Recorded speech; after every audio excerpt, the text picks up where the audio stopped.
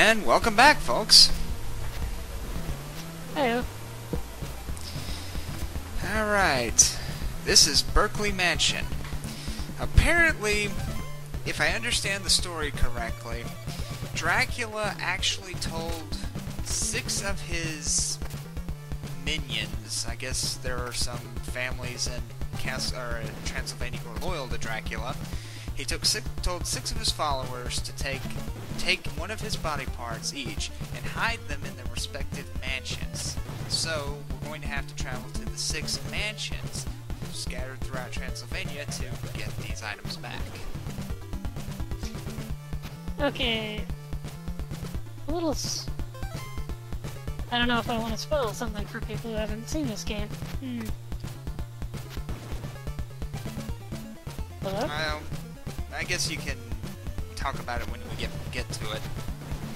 Okay. It's just a little logic error. Oh. Well, in that case, go ahead and tell it. Okay, you're going around to get all these body parts of Dracula, and these guys are loyalists to Dracula.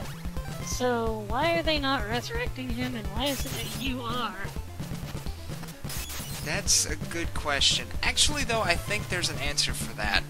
My guess is they're hoping that if they can hide the body parts long enough so that Simon can't resurrect Dracula, re-kill him and break the curse, then the curse will kill Simon. And then once Simon's dead and the Belmont line is died off, then they can resurrect Dracula and there won't be anybody to oppose him. At least that's how I always understood it. Sneaky. Yeah, it's actually a pretty devilish plot.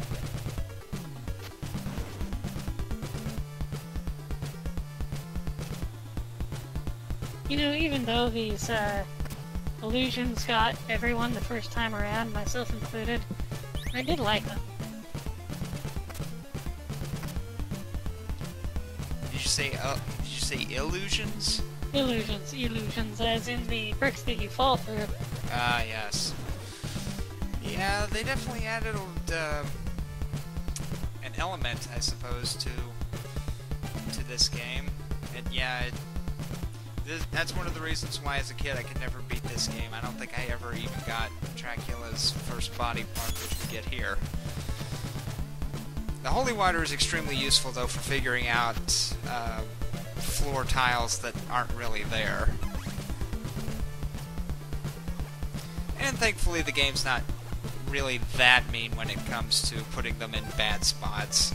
I don't think there's any of them that are directly over a pit. Now we possess Dracula's rib. And oddly, all of these items augment Simon Belmont.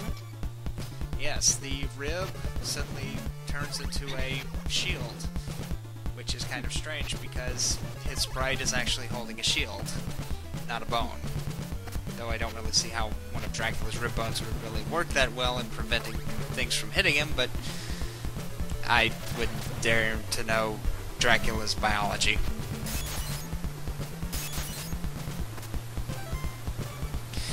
Now, we were kind of talking through it, so I'll kind of go back and mention. In order to get the item in each of the mansions, you have to have a stake. Now, the only places that you can buy stakes are from convenient people who happen to be hanging around these mansions, who will sell you an oak stake for 50 hearts, just so you can use it to destroy the orb that's containing Dracula's body part in the respective mansion. I don't know why they're hanging around there, but it is incredibly useful.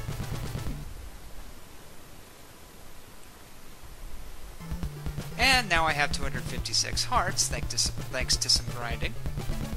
You'll also note that there was a marker for E, and that has to do with your experience points, because you do actually level up in this game. And the way that works is that certain enemies will give you experience along with the hearts that they drop. However, the game implements I don't know what you would call it, progressive leveling system in that certain enemies will stop giving you experience points, and you have to move on to harder ones to get anything. Now, how much of a difference does that make? It's really not that important overall. It's useful in the fact that it'll reduce the amount of damage that you take, and it will extend your your life meter. But you know, typically you're going to have a far more difficult time just finding your way through here. And the truth is, none of the bosses are very difficult, and considering the fact that you get to start back right where you died when you continue, it's kind of pointless. So more, it's about the items. Yeah, but definitely. It's all about getting the right item and getting to the next area.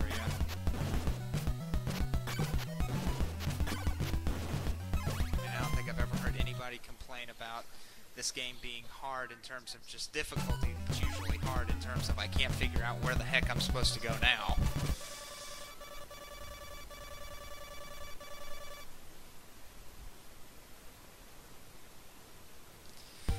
And now that the night has passed, we can go in and buy ourselves a new whip.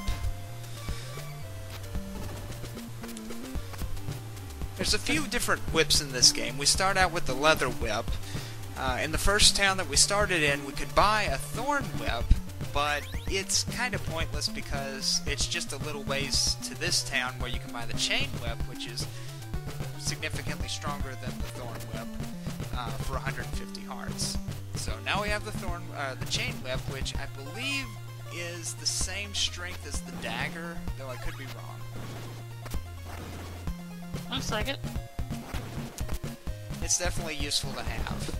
Then later on there will be a morning star that we can buy, and that'll be the last of the upgradable whip items that we can buy. There's one more upgrade, but you don't have to buy it.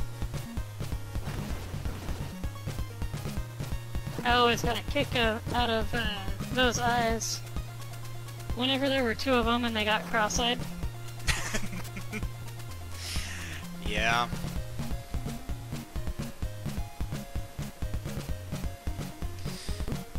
Now, one of the things about this game that a lot of people complain about is just how hidden some things are, and how it's almost impossible to see how anyone was supposed to figure out that you could get something this way. An example being what we're fixing to get. We're fixing to get the Sacred Flame, which is hidden in some blocks, just out of the way.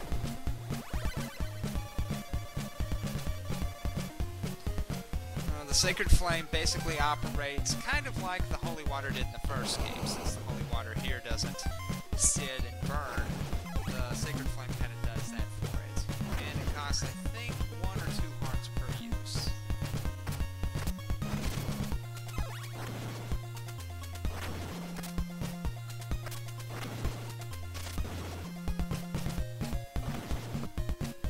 Racing against the clock here because there's a town coming up with a vital item which we will need to get to the next mansion, and if we can't get there before the sun sets, then we're going to have to sit around and wait for the sun to rise again and waste some valuable time.